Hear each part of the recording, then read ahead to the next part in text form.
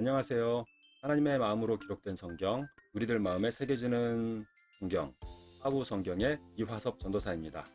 오늘도 여러분들과 함께 성경 말씀을 통해서 하나님의 마음과 하나님의 나라에 대해서 알아볼 수 있는 시간을 허락해 주신 주님께 감사와 영광을 올려드립니다. 오늘 성경 팩트 체크 첫 번째 시간으로 창세기 1장 1절에서 5절 말씀을 보고 창세기 첫째 날 하나님께서 천지를 창조하신 것 첫날 기록된 성경 말씀이 첫날에 관해서 기록된 성경 말씀이 정말로 팩트인가 아니면 그냥 뭐 애매모호한 비유와 그냥 뭐 은유적인 표현이거나 아니면 무슨 뭐 영적인 어떤 신비로운 그런 내용들만 담고 있는 것인가 한번 살펴보도록 하겠습니다. 창조 첫째 날 하늘과 흙탕물이라는 제목으로 잡았습니다. 하늘과 땅을 창조하셨는데 흙탕물 이게 무슨 소리지? 보겠습니다. 태초에 하나님이 천지를 창조하시니라 라는 창세기 1장 1절 말씀 낯설지 않으시죠? 이 말씀 성경 말씀은 믿어야 할 말씀이니까 믿습니다. 뭐 그래야 될 것 같은데 예수님을 믿느냐 하나님을 믿느냐 이런 표현에 대해서 믿습니다라고 대답을 하기는 하는데 정말로 하늘과 땅을 하나님이 창조하셨음을 믿으십니까? 그 말씀을 정말로 믿어야 합니다. 그 말씀이 믿어지지 않으면 아주 심각한 일들이 연결이 됩니다. 일단 1절 말씀부터 너무 깊이 들어가지는 않고 1장 1절 말씀을 믿느냐 못 믿느냐 믿는다 그러기는 믿기는 하겠는데 너무 어마어마한 말씀이라서 제가 무엇을 믿는지 사실은 감을 잡기도 힘들죠. 1장 1절 말씀을 볼 때 여러분들은 어떤 상상을 해볼 수 있을까요? 여러분들은 지금 태초에 창조된 하늘과 땅의 모습을 보고 있습니다. 깜깜한데 무슨 소리냐? 아무것도 없지 않느냐? 빛이 있으라 하시기 전이기 때문에 빛이 없이 깜깜한 하늘과 땅만 있습니다. 깜깜해서 아무것도 안 보이는 장면입니다. 다시 이제 말씀을 그 위에 띄워보면 태초에 하나님이 천지를 창조하시니라. 그래 뭐 창조하셨는 것 같아. 그렇게 1절을 넘어가는데 2절부터 땅이 혼돈하고 공허하며 땅이 혼돈하고 공허해? 땅은 어떤 형태로 딱 고정되어 있는 거 아닌가요? 높은 산, 깊은 계곡, 평지, 뭐 사막, 사막에 모래바람이 불어서 형태가 변할 수는 있겠다. 근데 그런 걸 가지고 혼돈하다라고 표현하지는 않을 것 같고요. 그죠? 그리고 또 공허하다. 땅은 뭐가 꽉 차 있는 거잖아요. 땅 속에 동굴이 있는 거 정도를 가지고 땅이 공허하다고 하진 않잖아요. 그죠? 공허하다는 것은 무엇인가 휑하니 비어 있다는 느낌. 근데 지금 성경에서는 창조 첫째 날 창조된 흙이 땅이 혼돈하고 공허하며 라고 표현이 되어 있는데 또 이제 더 나가서 흑암은 깜깜한 거잖아요. 깊음 위에 있대요. 뭔가 깊은 거래요.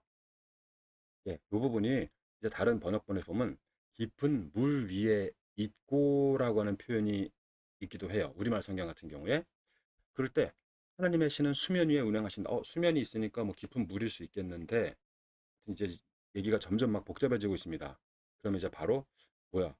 하늘과 땅을 창조하셨는데 깊은 물은 또 뭐고 하나님의 신이 수면 위, 물 위에 운행하신다고?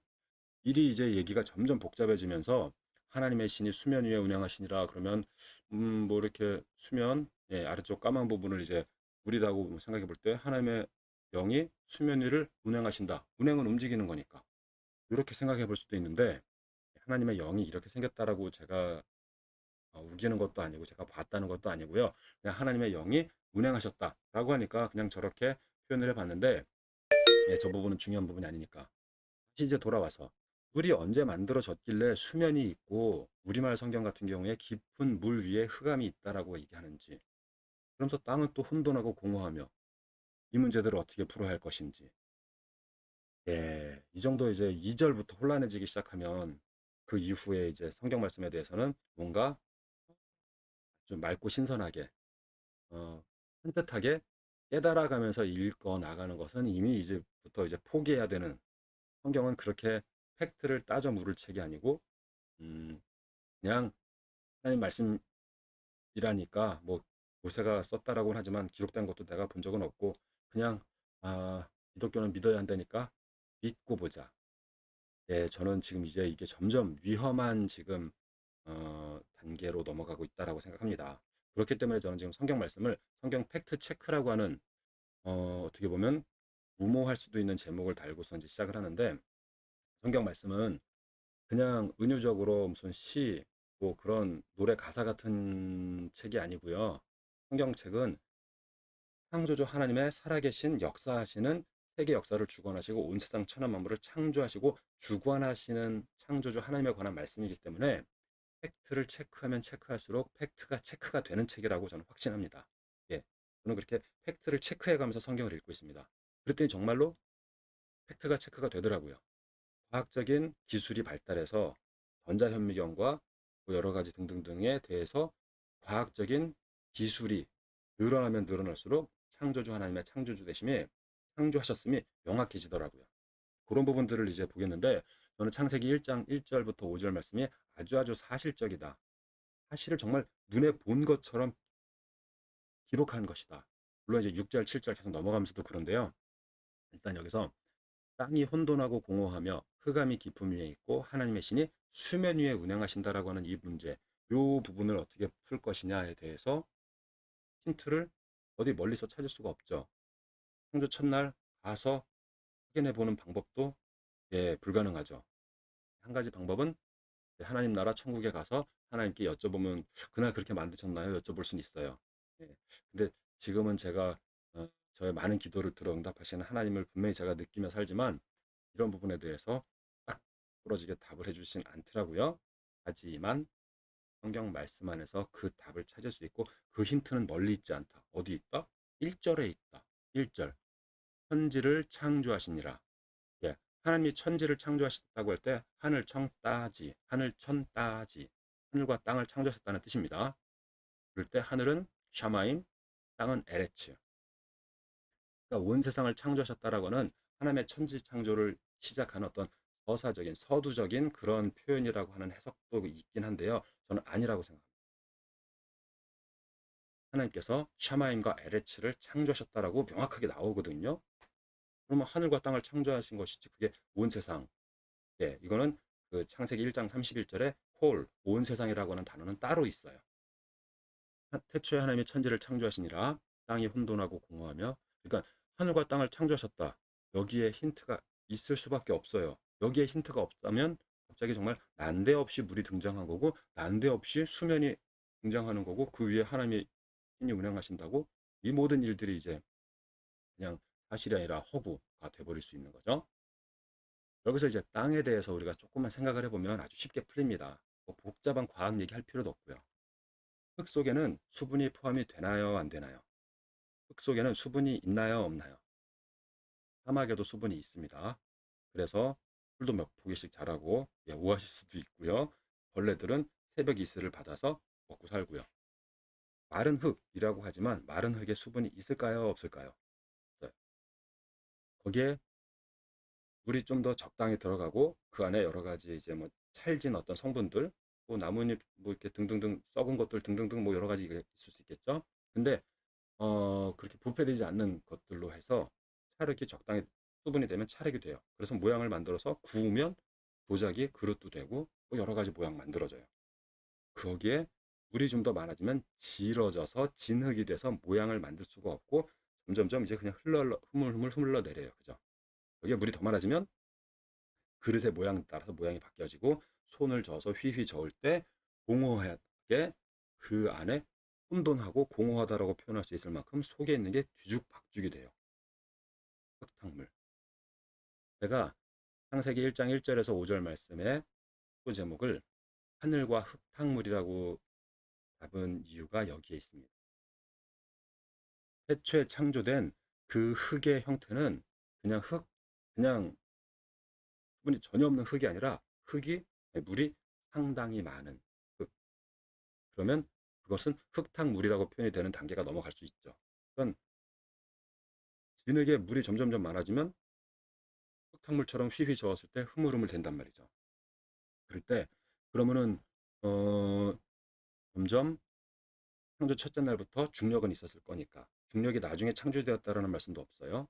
온 세상 천하 만물이 창조 첫째 날 꽝 하고 만들어졌을 때 중력도 그때 만들어졌을 테니까 흙탕물 안에 있는 모래와 뭐 돌, 어떤 자갈 그런 무거운 것들은 밑으로 가라앉겠죠. 가라앉아서 점점점 바닥에 해저에 흙들이 쌓여서 해저 지형이 생기겠죠. 그죠? 흙탕물 안에 무거운 것들은 가라앉으니까. 그러면 그 위에 수면은 생기고 그 수면 위를 하나님의 영이 운행하시고 예수님께서 바다 위를 거니시죠. 갈릴리 호수라고 하는 그곳을 거니셨던 것과 비슷하게 예수님이 갈릴리 호수를 걸으셨다, 뭐 운행하셨다라고 하는 것은 창조 첫째 날부터 하나님께서 하실 수 있었던 일인 거예요. 이렇게 하면 물이 언제 생겼느냐? 흙 안에 물이 들어 있었다 라고 하는 것으로 정리가 되는 거죠. 지금 이제 현대에 와서 과학자들이 지구의 어떤 전체 성분을 쭉 조사를 해봤더니 지구 성분의 한 70%가량이 물이더라라고 하는 그런 연구를 할 수 있었던 그런 자료를 발표하더라고요.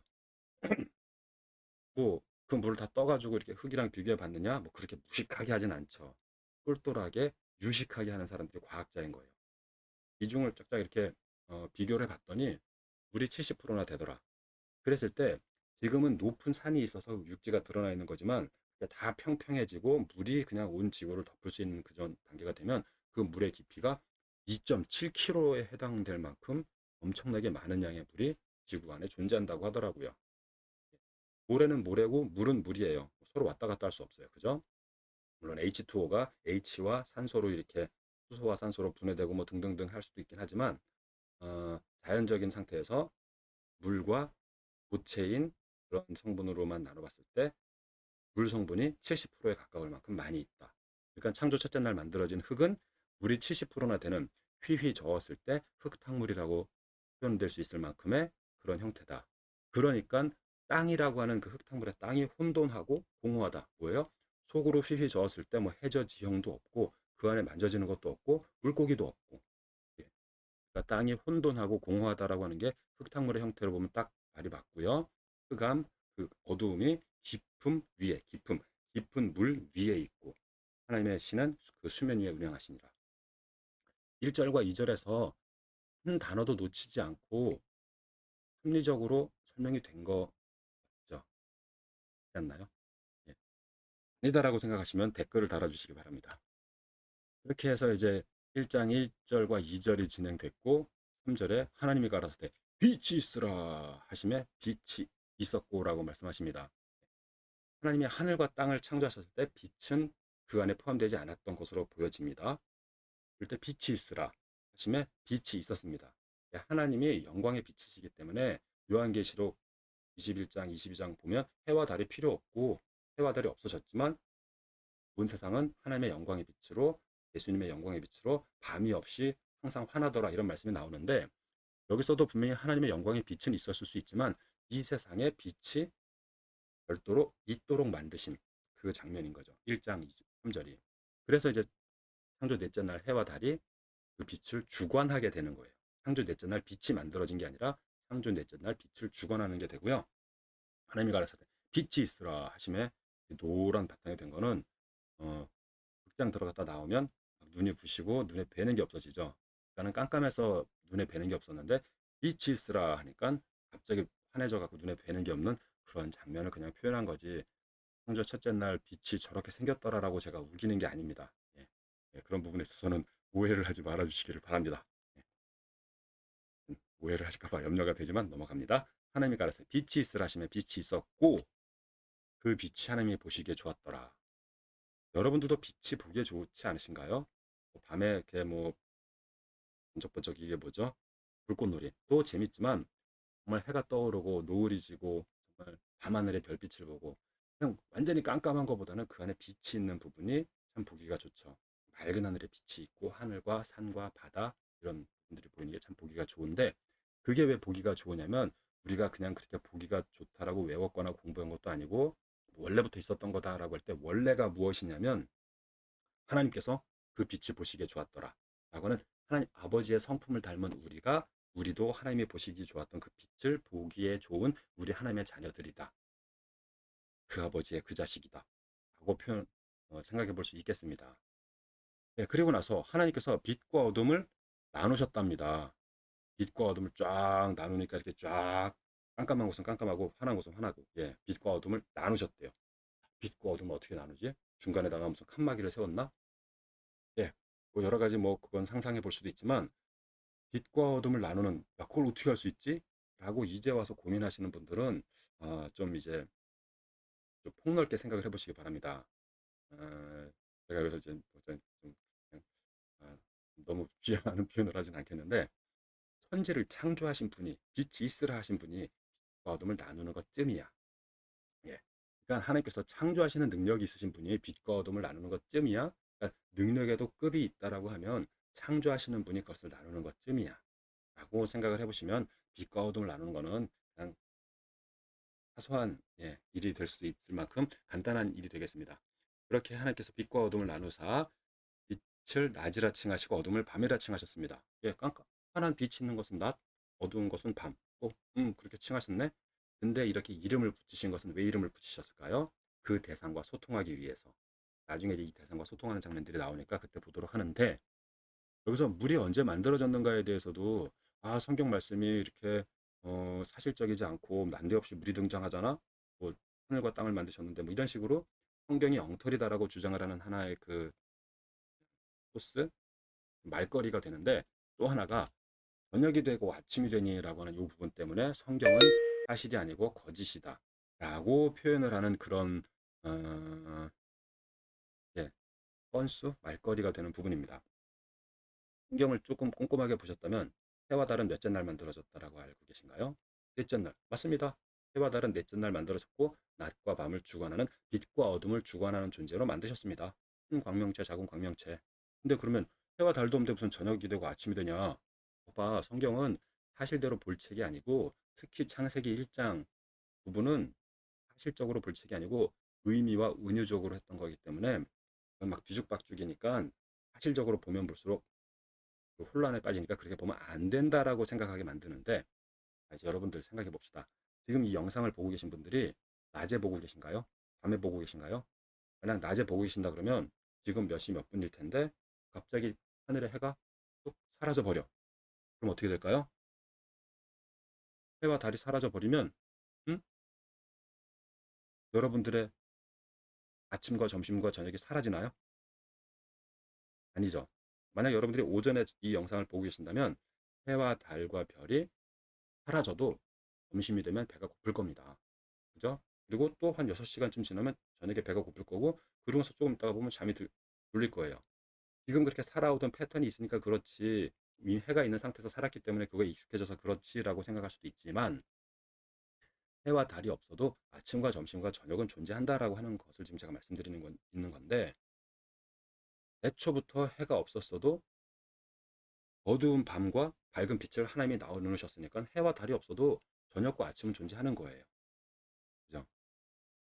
이 부분은 지금 바로 이해가 안 되신다면은 좀 더 깊이 생각해 보시면서, 해와 달이 없어도 저녁과 아침이 존재할 수 있나? 어둠과 밤을, 밝은 빛을 나누셨으니까 존재할 수 있겠네? 라고 하는 부분을 잘 연결해서 생각해 보시기 바랍니다. 지금 밤에 이 영상을 보시는 분이 내일 아침에 해가 안 떠. 그래도 아침 7시쯤 되면 배가 고프겠죠. 배가 고프면 밥을 먹을 거고, 그리고 나서 전기불을 켰는데 해가 안 뜨네. 계속 깜깜하네. 근데 깜깜하지만 뭐 그냥 뭐 자동차에 전조등 켜고 출근을 해서 회사에 갔더니 전기불 켜고 뭐 컴퓨터 켜고 뭐 살아가는데 하여튼 되게 추울 거야. 해는 없으니까. 근데 그래도 뭐 그냥 전기불 켜고 일을 하다 보니까 점심에 또 배가 고프겠죠. 배꼽 시계는 돌아가요. 세상의 시간도 돌아가요. 해와 달이 없어도. 그러면 저녁과 아침이 되고 어둠과 빛이 있다라고 하면 낮과 밤도 존재하는 것이 가능한 얘기잖아요. 그 부분은 좀 이해가 좀 안 되시는 그런 면 하여튼 좀 더 생각을 해보시면서 또 나중에 댓글과 질문 주시면 답변을 드리겠습니다. 이렇게 창조 첫째 날 하늘과 흙탕물이라는 제목으로 성경 팩트체크 1번을 여러분들과 함께 나누었습니다. 예, 성경 말씀을 이렇게 본 적이 없다라고 하시는 분들도 좀 많이 있으시더라고요. 그럴 때 저는 창세기 1장 1절에서 5절 말씀 한 단어도, 한 토시 하나도 뭐 빼거나 뭐 이렇게 억지로 이렇게 무슨 뭐 영적인 의미를 담고 막 이런 식으로 하는 게 아니라 사실 그대로 이거는 성경 팩트 체크를 해보고 싶다, 성경 팩트 체크를 해볼 수 있겠다 라고 하는 어떤 그런 관점과 방향으로 본 건데, 무리하게 해석됐다라고 생각되는 부분이 있으시면 언제든지 댓글 달아주시기 바랍니다. 예. 그래서 이제 저도 이게 내가 너무 무리하게 잘못 생각했나? 그럼 당장 뭐 없는 거로 할게요. 이런 식으로 얘기 안 할게요. 예. 6절, 7절, 8절 이제 앞으로도 쭉 이런 내용들로 한번 진행을 해보겠는데요. 여러분들과 함께 성경 팩트체크, 성경 말씀을 함께 나눌 수 있어서 참 감사했습니다. 하나님의 마음으로 기록된 성경, 우리들 마음 속에 새겨지는 성경, 하우 성경의 이화섭 전도사였습니다. 감사합니다.